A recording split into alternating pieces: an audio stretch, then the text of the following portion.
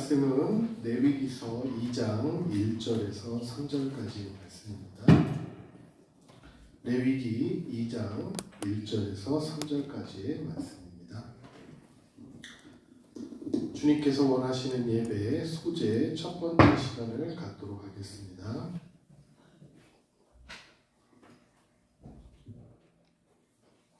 레위기서 2장 1절에서 3절까지의 말씀을 우리 함께 봉독하도록 하겠습니다.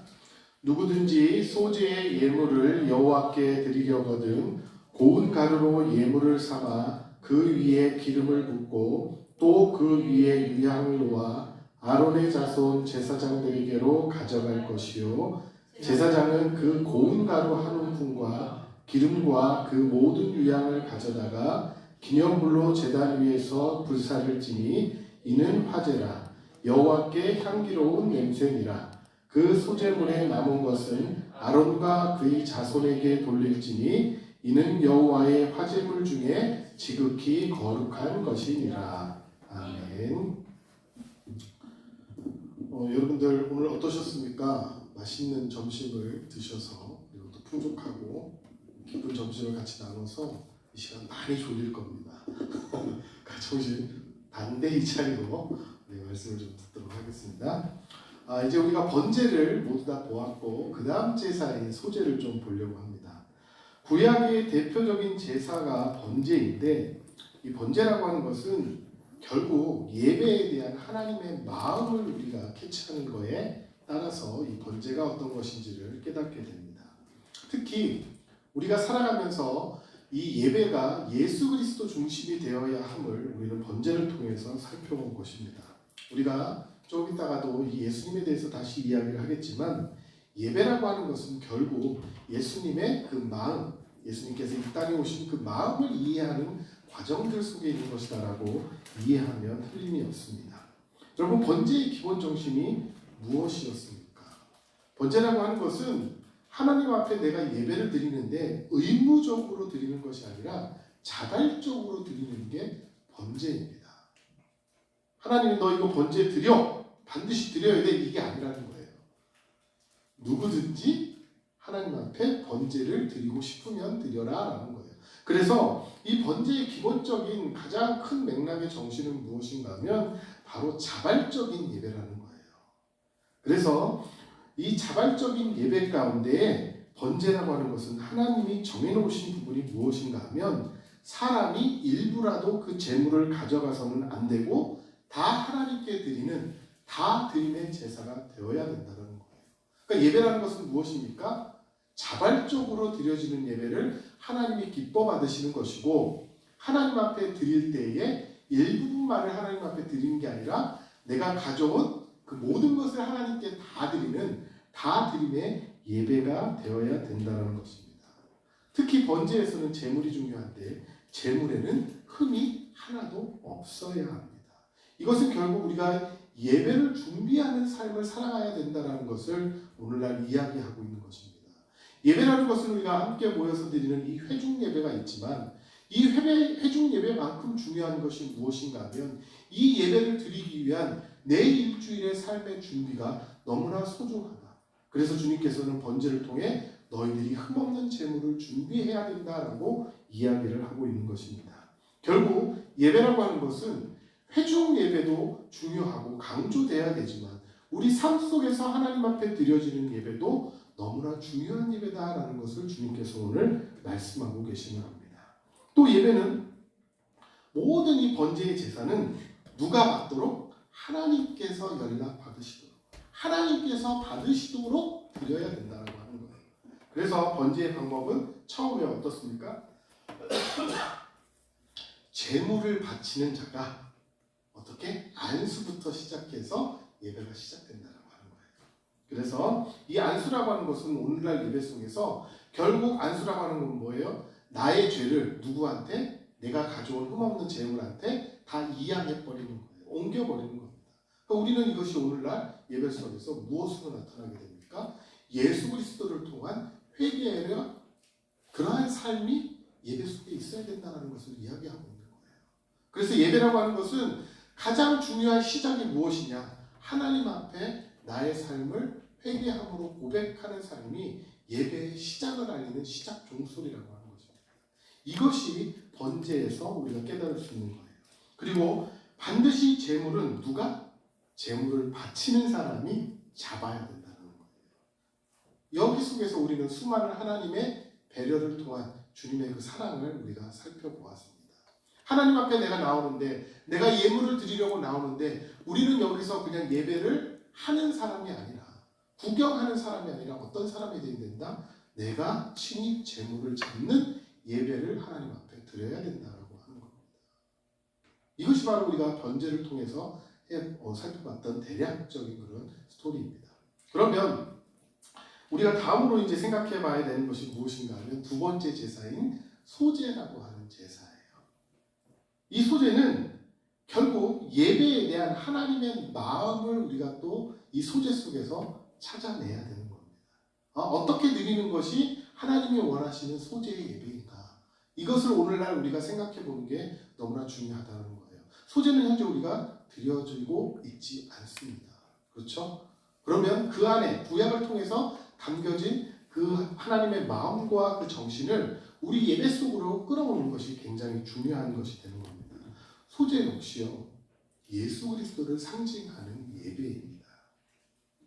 소제도 번제와 마찬가지로 예수 그리스도를 상징하는 제사인데, 여러분 이렇게 생각을 하시면 좀 쉬울 것 같아요. 소제라고 하는 것은 결국 하나님께서 하나님 앞에서 예배하는 사람들이 다 하나님 앞에 나오기를 원하는 예배가 소제라고 하는 거예요.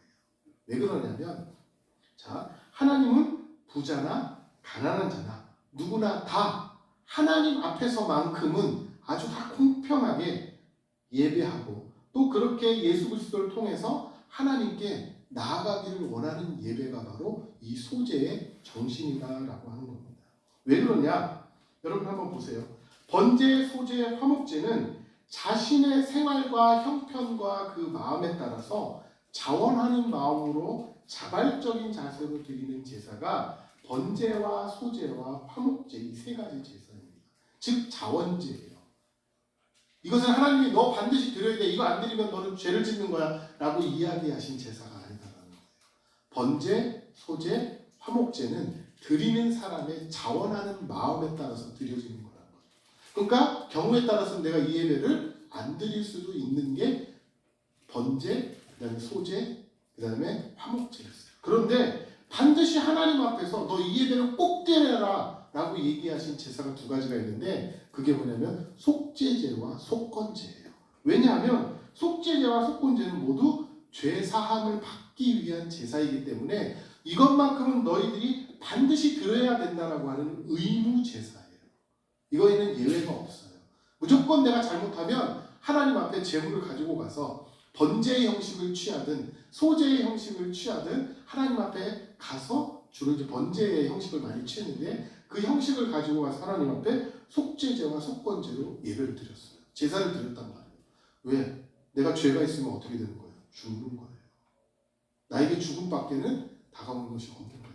그래서 신속하게 가서 하나님 앞에 무조건적으로, 의무적으로 죄를 지었을 때는 가서 예배를 드려야 되는 거예요. 제사를 드려야 되는 거예요. 그게 속죄제와 속건제예요.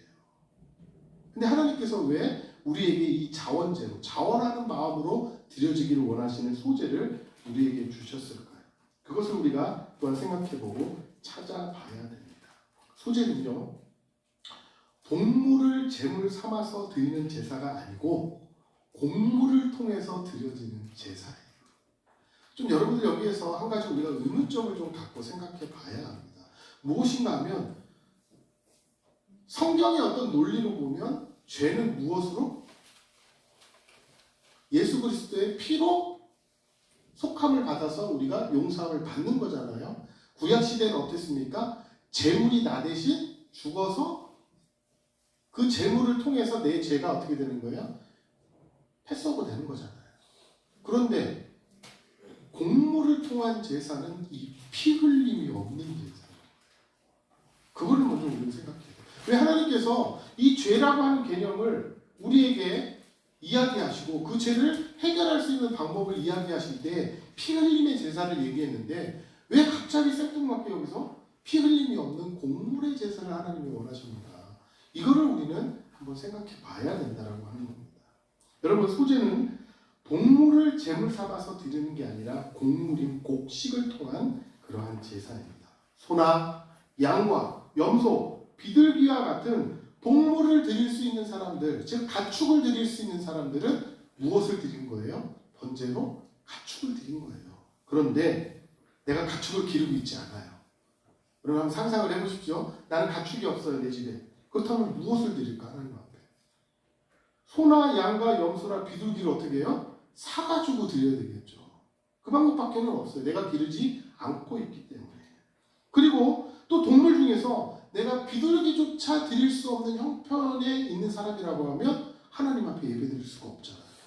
그 사람들은 어떻게 할 거예요?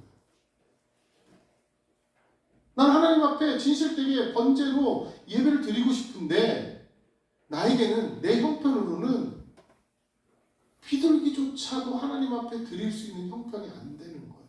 그럼 그 사람은 복음에서 멀어져야 되는 사람이 되는 건가요? 아니다라는 거예요. 하나님. 내가 그 비둘기조차 드릴 수 있는 그런 형편이 되지 않는 사람들은 무엇을 드리는 거예요? 내가 먹는 곡식을 갖다가 하나님 앞에 드리는 거예요. 누가 떠올라야 되는 거예요? 이때 머릿속에 예수님의 모습이 떠올라야 돼요. 아, 예수님이 그래서 우리는 뭐 신성, 인성에서 막 이렇게 구별하고 어렵게 얘기하잖아요. 근데 왜 이 땅에 정말 오셨는가? 처음부터 이런 마음을 가지고 계셨다라는 거예요. 아, 소나 양과 염소와 비둘기라는 아주 규격화된 예배가 있는데 그것만을 반드시 제물로, 그것도 흠없는 거 골라서 깔끔하고 깨끗한 거 하나님 앞에 드리는 게 맞는데 그것조차 드릴 수 없는 형편의 사람들이 존재할 때는 너희들 소제로 하나님 앞에 예배드리라는 거예요. 이 얼마나 예수 그리스도의 그 사랑의 마음과 그 정신이 담겨져 있는 제사입니까? 그래서 소제는 피의 제사는 아니지만 그것조차 드릴 수 없는 형편의 사람들은 너희들이 먹는 그 곡식을 하나님 앞에 드려라라는 거예요. 그래서 곡식을 통한 제사가 바로 소제가 되는 겁니다. 여러분들, 이 소제를 드릴 때에 곡식을 하나님 앞에 드리는데 그냥 드리지 않고 무엇을 드리라고 해요? 같이 기름과 유향을 같이 하나님 앞에 드려라라고 얘기를 해요. 나는 곡식 드리기도 힘든데 어떻게 거기에 기름과 유향을 드릴 수가 있겠습니까? 그렇다면 이게 처음에 말씀드린 그 정신과 위배되는 거잖아요. 나는 비둘기도 드릴 수 없어가지고 하나님 앞에 내가 먹는 곡식 밥 한 숟가락 떠서 우리 식으로 얘기하면 하나님 앞에 드리려고 하는 건데 거기에 기름도 첨가해야 되고 그 비싼 유향도 첨가해야 된다? 뭐가 조금 이상하잖아요. 그런데요, 이것을 우리가 두 가지 갈래로 생각을 해봐야 합니다. 하나는 무엇인가 하면 원래 이 기름과 유향은요, 영적인 의미가 있어요. 그 부분에 대해서 우리가 소재를 좀 더 자세히 살펴보면서 나중에 말씀을 드릴 거고요. 오늘은 그냥 표면적인 이유만 말씀을 드리려고 합니다. 원래 이 유대인의 제사법에서는 기름과 유향이라고 하는 것은 그 사람의 신분, 그 사람이 본받을 만한 사람인지 아닌지, 그 사람의 명성 같은 것들을 나타내는 상징성이 있는 게 이 기름과 유향이었어요. 그러니까 이 사람이 어떤 기름을 같이 하나님 앞에 소제로 드리는데 내놓느냐에 따라서 그 사람의 명성이나 그 사람한테 본받을 만한 것들, 그 사람의 유명세 이런 게 다 틀려진다는 거예요. 즉 넉넉한 사람들은 어떤 걸 드리겠어요? 좋은 기름을 갖다 드리겠죠. 올리브유, 엑스트라 버진 이런 거 섞어서 드리고, 또 좀 안 되는 사람들은 뭐 식용유 사서 같이 이렇게 드려도 되는 거예요. 그러니까 이거는 자신의 형편과 처지에 따라서 기름의 향방이 갈려지는 거란 말이에요. 또 유향이라고 하는 것은 특별히 굉장히 비싼 향료예요. 오늘 여러분들이 쓰는 향수 같은 거라고 생각을 하면 되게 좋겠습니다. 어떤 사람들은 고래똥을 갖고 바탕으로 갖고 어마무시하게 비싼 요만한 게 막 몇 천만 원씩 하는 그런 향유를 하나님 앞에 드릴 수 있는 거고요.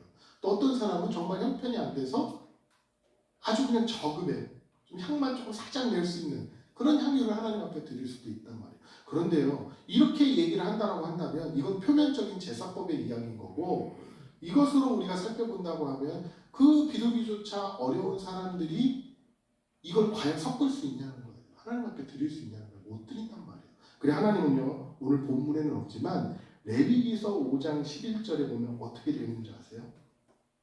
일반적으로 하나님 앞에 드려지는 소제물은 이 기름과 유향을 같이 하나님 앞에 드리게 되어 있지만 속죄제를 내가 하나님 앞에 드릴 때에 번제의 형식을 취할 수도 있고 소제의 형식을 취할 수도 있는데요. 소제물인 경우에는 기름과 유향을 절대 같이 첨부하지 말라라고 되어 있습니다. 무슨 의미입니까? 비둘기조차 하나님 앞에 드릴 수 없어서 소제물로 하나님 앞에 드리는데 기름과 유향은 원래 필수적으로 들어가야 되는 건데 속죄제는 뭐예요? 자기 자원에서 드리는 제사예요? 아니죠. 뭐 어떤 제사라고 그랬어요? 의무적으로 하나님 앞에 무조건 드려야 되는 거예요. 그렇기 때문에 어때요? 정말 없는 사람들은 넣지 말라라고 하나님이 말씀해 주신 거란 말이에요. 이게 바로 예수 그리스도께서 이 땅에 오신 이유인 거예요. 예수님이 갑자기 신약에 뻥 하고 나타나신 분이 아니라 이미 태초부터 우리가 계획하고 계셨다라고 말씀을 많이 하죠. 이런 것들이 바로 이런 곳에서 살펴볼 수 있는 것입니다. 그렇게 하나님 앞에 제사 드리기 어려운 사람들, 그리고 그것을 필수적으로 의무적으로 너희가 드릴 때는 너희들이 너무나 힘드니까 이것은 절대 넣지 마 라고 레위기서 5장 11절에 그렇게 말씀하고 계시는 겁니다. 한번 다들 한번 지금 찾아보세요. 잠깐 넘겨보세요. 레위기서 5장 11절 말씀.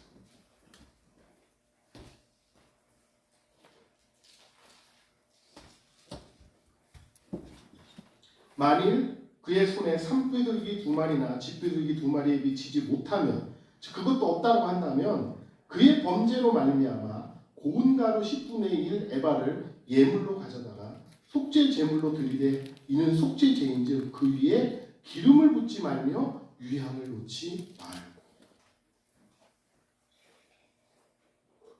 결국 이 소제라고 하는 것은 어려운 사람들을 향한 하나님의 배려이자 사랑이었다는 거예요.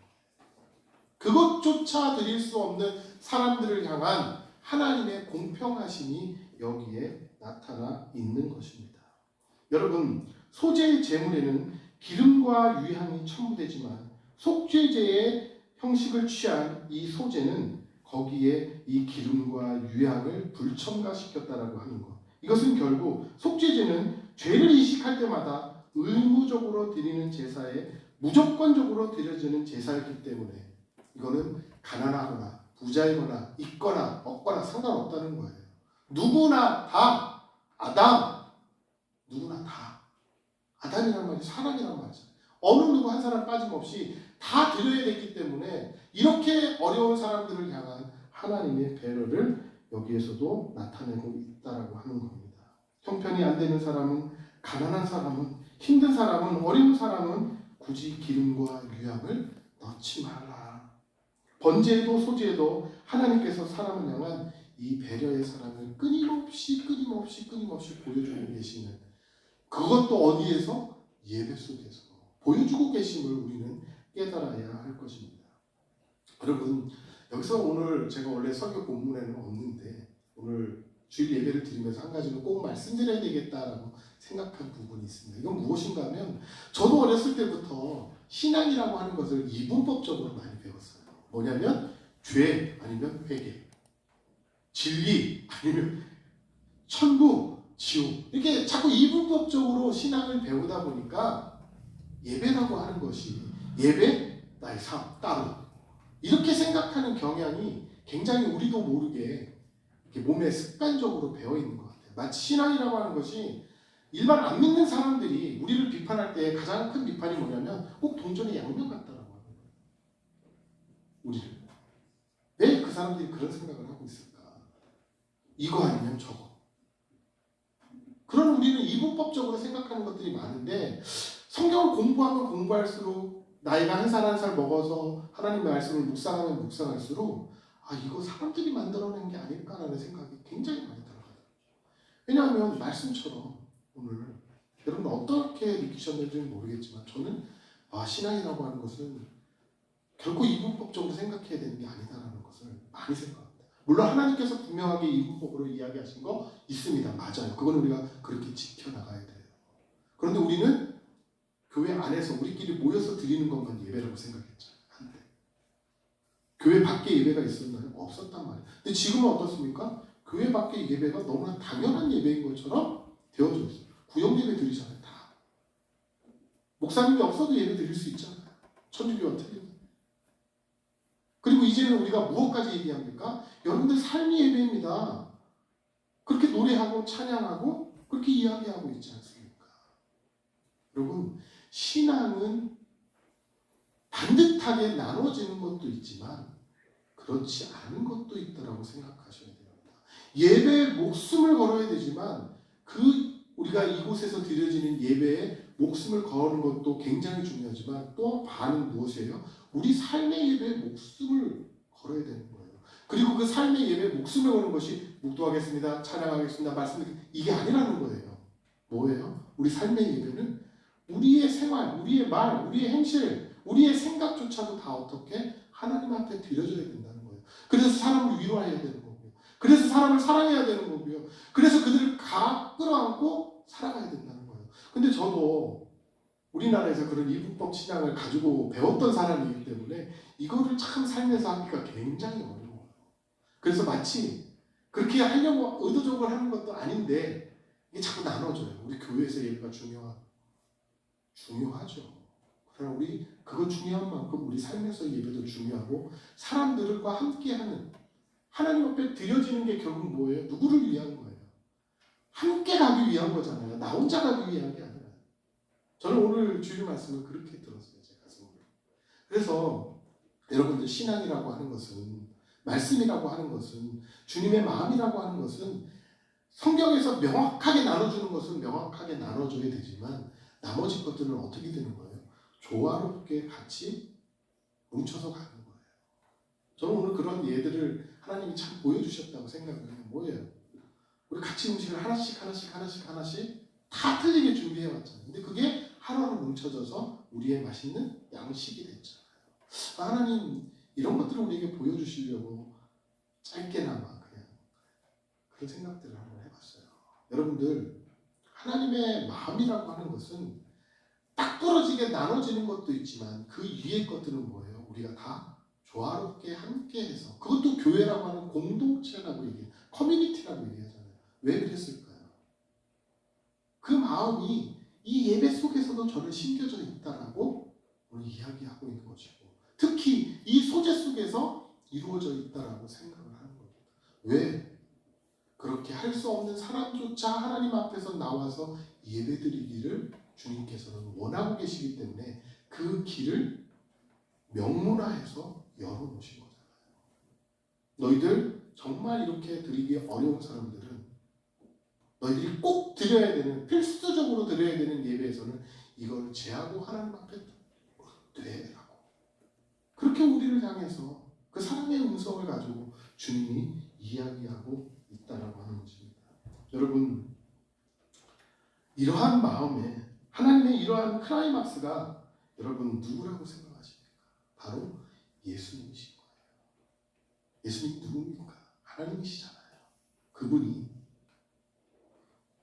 누구나 다 하나님 앞에서 이런 계속적인 제사를 드리는 게 아니라 나를 믿음으로 단 한 번에 그 믿음으로 인해서 내가 더 이상 이러한 제사를 드리지 않고 얼마든지 하나님 앞에 나아갈 수 있는 길을 열어놓으신 영원한 제사, 영원한 예배를 우리에게 주신 거 아니겠습니까? 이 마음에서 우리는 예배도 이해해야 하고 이 마음 속에서 우리는 하나님의 말씀도 이해해 나가야 된다고 하는 겁니다. 주님을 이 세상에 보내신 것은 우리를 위해, 우리 때문에 자신의 전부를 다 제물로 드리신 거예요. 우리의 죄의 문제를, 우리의 근본적인 문제를 해결하기 위해서요. 그리고 그것이 끝이었을까요? 여러분, 예수님의 제자의 삶을 한번 보십시오. 성경에서 예수님의 제자의 삶을 어땠습니까? 그들도 똑같이 예수님을 본받아서 그렇게 살다가 하늘로 가시지 않았습니까? 그러면 그렇게 우리가 그 혜택을 누리고, 흔히 우리 하는 말로 우리가 그런 혜택을 누리고 가만히 있는 존재가 돼야 된다는 거예요? 아니라는 거예요. 주님처럼 너희들도 너희 형편과 너희가 허락하는 그 범위와 오히려 주님께서 주시는 그 능력으로 그것을 넘어서서 어떻게 다른 사람들과 함께 가는 거예요. 그것을 주님께서는 원하고 계시고 그것의 정신을 우리에게 보여주신 것이 바로 소재라고 하는 부분이라는 거예요. 그러한 것을 우리가 이해를 하고 오늘부터 말씀을 우리가 보고 이렇게 묵상을 해나가고 또 일주일 동안 이 말씀을 살펴보면서 우리가 계속적으로 갈 때 이 소재의 진정한 의미를 깨달을 수 있다라고 하는 것입니다. 여러분, 소재가요, 제가 말씀드린 대로 내가 없어서, 내가 좀 가난하고 힘들어서 그래서 드리는 제사만이라고 생각한다면 그것은 소재에 대해서 반쪽만 이해를 하는 것입니다. 분명히 소재는 비둘기를 드리기 어려운 사람들이 드렸던 제사인 것만은 확실해요. 그래서 힘들었던 사람들, 가난했던 사람들, 없었던 사람들이 예배 드렸던 것은, 소재를 통해서 예배 드렸던 것은 분명한 사실입니다. 그러나 소재가 그렇다고 해서 그 의미만 가지고 있는 제사냐? 그렇지 않다는 거예요. 제가 지금까지 말씀드린 것은 소재의 반쪽입니다. 나머지 반쪽에 대해서도 오늘 말씀을 드릴 건데, 여러분, 소재라고 하는 말을 히브리어로 하면 민하예요. 민하. 꼭 누구 이름 부르는 것 같아요? 유민이 이름 부르는 거 같죠? 저 이거 보면서 너무 기억에 생생하게 딱 박히더라고요. 아, 민하! 유민아! 그런 것 같더라고요. 그래서 여러분, 소재라고 하는 것은요, 원래 민하라고 하는 말인데, 이 민하라고 하는 말은 뭐냐면 선물이라는 거예요. 소재라고 하는 말 자체의 뜻이 선물, 곡물, 이런 뜻을 가지고 있습니다. 첫 번째로 어떤 뜻이냐면, 어떤 사람이 보다 높은 사람한테 호의를 얻기 위해서 드리는 예물이 바로 이 민하였던 거예요. 즉, 이 예시하고 정확하지는 않지만 여기서 굴욕이라고 하는 부분을 빼면 맞는 거예요. 뭐냐면 옛날 속국들이 자기보다 큰 나라한테 뭘 바쳤어요? 곡물, 조금 이런 걸 바쳤잖아요. 근데 그건 뭐예요? 굴욕적인 거잖아요. 그 선물, 그 거기서 굴욕을 빼면 이 민하가 되는 거예요. 그런 뜻이 바로 민하입니다. 그러니까 선물이라고, 내가 드리고 싶은 선물이 되는 거예요. 그 다음에 두 번째는 어떤 뜻이 있냐면, 그런 후회받은 호의나 은혜에 대해서 내가 감사하는 마음을 표현하기 위해서 드리는 것이 바로 민하였던 거예요. 그것도 내가 받은 그 호의에 의무적으로 이 사람이 나한테 다 선물했으니까 나도 해야지 하는 어떤 의무감에서 하는 게 아니라 너무나 그것이 감사해서 자발적으로 드리는 예물이 바로 이 민하였다는 거예요. 즉 오늘은 진우가 민하를 받았죠. 누나들한테 어린이날이라고 아이스크림 민하를 받고 비행기도 받고 과자도 받고 해서 민하를 받은 거예요. 그런 게 뭐예요? 의무적으로 한 겁니까? 아니잖아요. 마음에서 우러나서 선물을 한 거잖아요. 그게 뭐예요? 민하라는 거예요. 그게 소재라고 하는 또 나머지 반쪽의 뜻을 가지고 있는 겁니다. 그래서 이 소재와 다른 네 가지 제사의 다른 점이 뭐냐고 하면, 이 네 가지 나머지의 제사는 반드시 피가 동반이 됐어요. 그런데 이 소재라고 하는 것은 이 피의 제사보다도 완전히 다르게 피가 없는 제사예요. 그런데 그 죄를 하나님이 그걸 보시고 용서해 줬다라고 하는 것에 우리는 포인트를 맞춰야 되는 거예요. 그건 뭐예요? 은혜인 거죠. 하나님의 진정한 선물인 거죠. 왜? 피로 드려야 되는데, 피로 해결이 된다라고 말씀을 하셨는데 내 목숨값을 재물한테 다 넘겨가지고 그 목숨을 잃게 함으로 인해 가지고 얻은, 그것이 바로 제사이고 나머지 네 제사의 특징인데, 이 소재만큼은 뭐 한 거예요? 그 피 흘림이 없는 제사인데 그것을 보시고 하나님은 내 죄를 어떻게 하겠다? 용서해 주겠다는 거. 이건 뭐예요? 진짜 완벽한 선물인 거예요. 왜? 내 피를 흘려야 되는데. 혹은 내 대신 누가? 재물이 피를 흘려야 되는데, 목숨을 잃어야 되는데 그거 없이도 너희 죄사함 용서를 해주겠다. 그렇게 얘기하시는 거예요. 이게 뭐예요? 하나님의 진정한 선물이자 은혜인 것입니다. 그래서 민하라고 하는 것은 아까 가난한 자들을 향한 그러한 예배라고 말씀을 드렸지만, 또 나머지 반쪽 뜻은 무엇인가 하면 철저한 하나님의 선물이 바로 소재였다고 하는 거예요. 그래서 제가 저번 시간에도 이런 얘기를 드린 적이 있습니다. 예배는 정말 하나님을 위한 것입니다. 그러나 정말 그게 하나님만 위한 것일까요? 우리 인간을 향한 하나님의 마음이 담겨져 있는 것이 예배인 거예요. 그래서 우리는 더욱더 그 감사함으로 인하여서 그 감격함으로 인하여서 하나님 앞에 예배드려야 된다. 예배의 이유가 바로 여기서 나오게 되는 것입니다. 여러분, 소제는 하나님의 백성이 하나님께 감사와 충성을 표현할 충분한 그런 이유를 발견했을 때 언제든지 자발적으로 드릴 수 있는 제사였음을 꼭 기억하시기 바랍니다. 결국 소제는 하나님에 대한 감사, 하나님에 대한 헌신, 하나님에 대한 충성을 나타내는 제사가 바로 소제였던 것입니다. 그러므로 이 제사는 회막이나 성전이나 성소에서만 드려진 제사가 아니라는 거예요. 오늘날 예배는 결국 우리가 함께 모여 드리는 회중 예배는 너무나 소중하고 중요하지만 여러분들 소제의 정신을 생각한다면 내가 하나님 앞에 감사하고 헌신하고 충성하는 것을 오늘 이 시간 이 예배 속에서만 하시겠습니까? 아니면 이 예배 속에서 그것을 풍성히 키워서 저 밖에 나가서 여러분의 삶의 자리에서 그렇게 살아가시겠습니까? 모이는 것이 중요하기에 우리는 그동안 많은 회중 예배에 대해서 강조점을 갖고 이야기했지만 구약의 제사조차도 그 의미를 생각을 한다면 감사와 헌신과 충성을 나타내는 이 소제가 이곳에서만 이루어지는 것이 아니라 여러분의 삶의 속에서 더욱더 풍성하게 이루어져야 됨을 우리는 소제를 통해서 알아갈 수가 있는 것입니다. 그러므로 예배는 예배 그 자체가 하나님께 대한 헌신이자 감사자 충성이지만 진정으로 올바른 예배는 자신의 삶 속에서 끊임없이 교회든 교회가 아니든 내 삶의 자리에 어느 곳에든지 내가 1분 1초라도 있는 그곳에서 헌신하고 감사하고 하나님 앞에 충성스럽게 살아가는 그 삶 자체가 소제의 삶이 되어야 된다고 하는 것입니다. 그래서 여러분들 신앙생활하는 게 힘든 거예요. 그래서 힘든 거예요. 교회 안에서 예배드리고 끝났다면 얼마나 신앙생활이 편하고 쉽겠어요. 이곳에서만 찬양하고 이곳에서만 감사하고 이곳에서만 헌신하고 이곳에서만 충성하고. 그러나 주님께서는 처음부터 그런 예배 원하시지 않았다는 거예요. 어디에서? 이곳에서 모여서 함께 이렇게 예배드려서 여러분들의 예배를 풍성하게 만들고 그것을 여러분들만 갖고 있지 말고 여러분의 삶의 자리에서 같이 다 함께 누리는 그 풍성함을 하나님은 여러분에게 기대하고 계시는 거예요. 그게 바로 소제의 진정한 의미인 것입니다. 여러분, 여기까지만 오늘 가겠습니다. 더 많은 것이 뒤에 있는데 다음 시간에 하고 제가 시간을 맞춰드리겠습니다. 이 소제를 드릴 때요. 이 소제가 원래 뭐라고 그랬어요? 원 히브리어로 이름이 민하 이런 말이었죠. 근데 재밌는 게 있어요.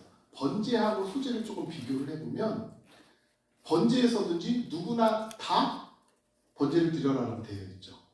소제도 누구나 다 소제를 드리라고 되어 있단 말이에요. 오늘 본문에는 어떻게 되어 있습니까? 본문 한번 볼까요? 2장 1절에 딱 나오잖아요. 누구든지 소제의 예물을 여호와께 드리려거든. 이 누구든지가 굉장히 중요합니다. 소제에서. 그리고 번제에서도 보면 어떻게 되어 있냐면 그 여호와께서 회막에서 모세를 부르시고 그에게 말씀하여 이르시되 이스라엘 자손에게 말하여 이르랴 너희 중에 누구든지라는 말이 나와요. 즉 번제에도 누구든지 번제를 드려라, 소제도 누구든지 소제를 드려라 이렇게 나온단 말이에요. 우리말은 같은데 히브리어는 달라요. 여기에 포인트가 있는 거예요. 이 번제에서 나오는 누구든지는 아담이라는 말이에요. 말 그대로, 우리나라 말 그대로 누구든지 다 번제를 드리려거든 이런 표현이라는 거예요. 그러니까 사람들이 다 번제 드리려거든 이런 표현이라는 거예요. 그런데 소제에서 나오는 누구든지는 아담이라는 말이 아니에요. 무엇이라고 써 있냐면 네페쉬라고 하는 말이 쓰여 있어요. 같은 누구든지인데 틀리다는 거예요. 번제는 모든 사람들 다 이런 의미를 갖고 있는 게 누구든지지만 소제에서 누구든지 소제를 하나님 앞에 드리려고 한다고 한다면 이때 누구든지는 네페쉬라고 하는 말인데 이건 뭐냐면 사람이라는 의미가 아니라 영혼이라는 의미예요. 영혼, 생명, 리빙, 살아가는 삶, 이런 걸 나타내는 게 바로 네페쉬라는 거예요. 이 말이 어디에서 처음 쓰였냐면, 여러분 제가 이 공식을 꼭 외우라고 그랬죠. 짐승은 뭐 플러스 뭐예요?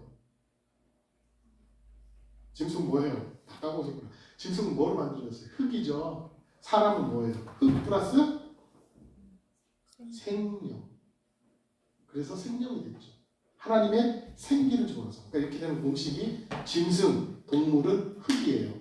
하나님 그렇게 창조하셨죠. 그 다음에 사람은 흙 플러스 생기. 그래서 무엇이 됐어요? 생명이 됐잖아요. 그 생명의 일부분으로 쓰인 말이 바로 이 네피시예요. 아시겠어요? 그러니까 보통 사람이 아니라는 거예요. 누구든지 다가 아니다라는 거예요. 영혼을 갖고 있는 사람이다라는 거예요. 생명을 가지고 있는 사람은 소재를 드려라. 너희들 정말 삶을 가지고 있는 사람은 소재를 드려라. 이런 말인데 이게 과연 무슨 말일까? 저는 고민을 참 많이 해봤어요. 본문의 첫 단어인 이 누구든지에 우리는 주목을 해야 되는데 이건 결국 영혼이라는 말, 누구든지가 영혼이라는 말로 쓰였다라고 하는 것은 살아있는 존재가 드려지는 예배다라는 거예요. 살아있는 존재로서의 예배다라는 거예요. 일반적으로 누구든지라는 말, 보통 사람을 의미하는 말이에요. 그런데 본문에 사용된 이 말은 영혼이라는 의미, 이 네페시라고 하는 의미를 우리가 생각해 볼 때 이렇게 생각을 해봤으면 좋겠어요. 여러분, 어떻게 보면 정말 없는 사람들, 힘든 사람들한테는 비둘기보다도 더 귀한 게 무엇일 것 같아요? 자기가 매일같이 먹어야 되는 곡식인 거예요. 그렇겠죠. 고기? 안 먹어도 돼요. 밥? 안 먹어도 돼요. 먹어야 돼요. 그렇잖아요.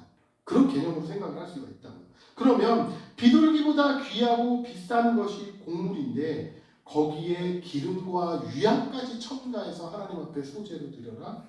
이건 뭐예요? 내가 사다 쓰거나 상당히 비싼 값을 치러야지 많이 해결할 수 있는 거란 말이에요. 그렇다면 이런 소재를 왜 하나님이 드리려고 했을까? 이걸 왜 또 생명이라고 표현하고 이렇게 드려지는 소재는 영혼을 가지고 있는 사람이 드려지는 거다라고 이야기를 하고 있는가? 여러분들, 이것은 바로요. 자신의 생명을 연장하는 의미에서의 곡식이라고 하는 겁니다. 무슨 뜻이냐? 여러분, 소재라고 하는 것은요. 자신의 생명을 드리는 게 소재인 거예요. 자신의 영혼을 드리는 게 하나님 앞에서 소재라는 거예요. 소재를 드리는 자가 가져온 곡물은요. 모든 가족의 생명을 다 담아서 가지고 온 거예요. 그러니 얼마나 그게 귀하겠습니까?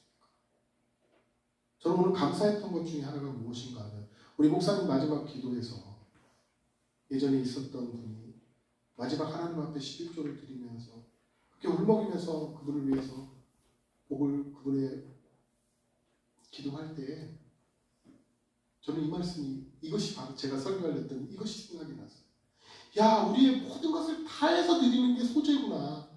정말 없어서 가난해서 힘들어서 드리는 것만이 소재인 줄 알았는데 그것에 반해서 또 한편으로 그 사람들이 드릴 수 있는 게 무엇일 거라고 생각하세요? 그 사람들이 드리는 곡식이 무엇이라고 생각하세요? 자신의 전부인 거예요. 그렇지 않겠습니까? 나한테 아무것도 가진 게 없어요. 비둘기조차 드릴 게 없어요. 그래서 내가 먹을 수밖에 없는 일용할 양식 그 곡식을 하나님 앞에 띄어서 드릴 때의 그 심정은 어떻겠습니까? 내 가족의 먹을 양식조차도 띄어서 하나님 앞에 드리는 거예요. 그런 것은 어떤 예배예요? 내 영혼이 담겨진 예배라는 거예요. 내 생명이 담겨진 예배라는 거예요. 나의 리빙이 담겨져 있는 예배가 될 수밖에 없다라고 하는 것이 바로 이 소재의 가장 큰 의미가 되는 것입니다. 여러분, 없는 사람들을 위한 베품이 성경에 나옵니다. 그게 무엇이에요? 추수할 때잖아요. 추수할 때 이스라엘 백성들은 어떻게 추수했어요? 제 성격 같았으면 저 추수하면요 밑에 떨어진 이삭뿐만 아니라 날고까지 싹싹 긁어서 가져갔을 거예요. 그래서 먹을 거는 먹고 나머지는 뭐 내가 키우는 가축을 준다든지 뭐 이랬을 거란 말이에요. 근데 이스라엘은 어떻게 했습니까? 절대 땅에 떨어진 것은 주었어요, 안 주었어요? 안 주었어요. 더러워서 안 주는 게 아니라 왜요? 이것만 먹고 살아갈 수밖에 없는 사람들이 있다라는 정신이 있었기 때문에 그런 거예요. 그래서 그 나달과 그 이삭들을 주워 먹고 살아갈 수밖에 없는 사람들을 위해서 그 사람들은 자신의 그 소유분을 포기한 거란 말이에요. 그래서 들판에 가면 무엇이 있었던 거예요? 가난한 사람이 가서 이삭을 주워 먹을 수 있었던 거예요. 그러면 비둘기조차 드릴 수 없었던 사람들이 하나님 앞에 소재의 예물을 드릴 때, 이 곡식을 가져다 드릴 때 이 곡식은 어떤 거였을까요? 기름과 유향처럼 풍부하게 사다가 풍부하게 해서 하나님 앞에 드렸을까요? 저는 아니라고 생각이 들어요. 이 곡식을 걷어다가 오늘 한 끼 내 가족들한테 먹여야 되는데 그것의 일부를 어떻게 하는 거예요? 하나님 앞에 드리는 거예요. 그래서 이 소재는요, 누구든지 다 드리는 소재가 아니라 정말 자신의 생명과 영혼을 하나님 앞에 드릴 수 있는 사람들이 드려졌던 예배가 바로 이 소재의 예배인 거예요. 저는 단순히 예전에는 그냥 신학교 다닐 때는 이런 깨달음이 없었을 때는 그냥 소재라고 하는 것이 곡식으로 드려지는 제사야, 이 정도 수준의 의미를 담아가지고 아이들을 가르치고 이야기하고 이것을 가지고 설교를 했는데, 예배라고 하는 것을 알게 되고 나부터 점점 말씀을 보면 볼수록 새롭게 이렇게 깨달아지는 것들이 너무나 많다는 것을 저는 제 스스로도 깨닫게 되었어요. 여러분, 소재는요, 단순히 하나님 앞에 곡식을 갖다 드리는 제사의 의미가 아니라 자신의 영혼을 드리는 제사가 소재라고 합니다. 왜?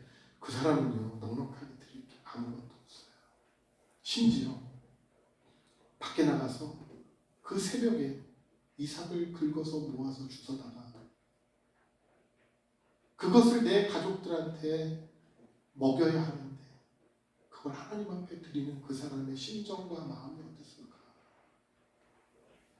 그 사람들이 주님께서 보시기에는 나한테 생명을 드리는 자이고 영혼을 다해서 예배드리는 자다라고 이야기하고 있다는 것입니다. 여러분, 여러분의 예배는 어떠십니까? 저는 이렇게 모든 사람들이 이 자리에 나와서, 그리고 내 삶 속에서 모든 사람들이 다 하나님 앞에 공평하게 나오기를 원하고 계십니까? 주님의 마음처럼. 그리고 내가 드려지는 이 짧은 한 시간의 예배가, 그리고 내 삶 속에서 드려지는 날마다의 삶의 예배가 주님이 말씀하신 것처럼 내 가족을 먹여야 하는 이 양식을 하나님 앞에 드리는 그 심정을 가지고 그 영혼들에게 다가가고 있습니다. 여러분, 소재는 단순히 하나님 앞에 곡물만을 드리는 제사가 아니라 그 안에 자신의 영혼과 생명을 다해서 담아서 드리는 제사, 예배인 것입니다. 여러분도 우리의 회중 예배 가운데, 그리고 우리의 삶 속에서 우리의 영혼을 담아, 우리의 생명을 담아, 우리의 삶을 담아 하나님 앞에 예배드리는 자의 삶을 살아가시기를 간절히 축원드립니다. 기도하겠습니다. 사랑과 은혜가 많으신 하나님, 저희들에게 이렇게 비를 허락해 주시고 이 비가 필요한 많은 사람들에게 귀한 은혜가 되게 하심을 주님 감사함을 드립니다. 어떤 사람에게는 불편하고 어떤 사람에게는 힘든 일이지만 이것이 꼭 필요하기에 하나님께서 우리의 삶에 허락하셨다는 것을 믿으며 감사하는 삶을 살아갈 수 있도록 인도하여 주옵소서.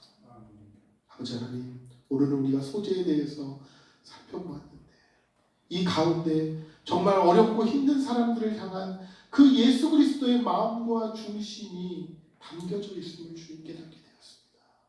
그리고 또한 이 예배 가운데 우리의 생명과 우리의 삶과 우리의 영혼을 담아 하나님 앞에 예배해야 될 걸 주님 깨닫게 되었습니다.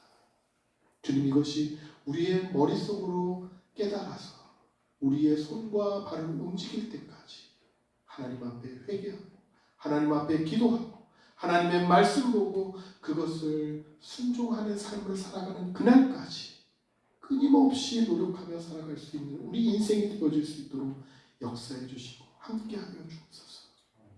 그러한 예배자의 삶이 되게 주님 우리를 변화시켜 주옵시고 또한 우리의 삶 가운데 능력으로 역사하여 주옵소서. 무엇보다 그것을 믿고 살아가는 그 사람들 가운데에 그러한 능력이, 하나님의 능력이, 예수 그리스도의 사랑이 나타내질 수 있도록 주님께서 역사해 주시고 함께하여 주옵소서. 그러한 모든 일을 이루어 주실 주님께 감사드리며 이 모든 말씀을 예수님의 이름으로 간절히 기도드렸사옵나이다. 아멘. 이제는 우리 주 예수 그리스도의 은혜와 하나님 아버지의 무한하신 사랑하심과 성령님의 교통 역사 충만케 하시니 나의 삶 속에 참된 예배, 영혼을 담는 예배, 나의 생명을 담는 예배, 나의 삶을 담아가는 예배가 되기를 소망하는 우리 대전 둔산교회 사랑의 지체들과 이 땅의 모든 그리스도인들과 하나님의 말씀을 위해 헌신하며 나아가는 모든 이들 가운데 지금부터 영원까지 함께 하시기를 간절히 축원하옵나이다. 아멘.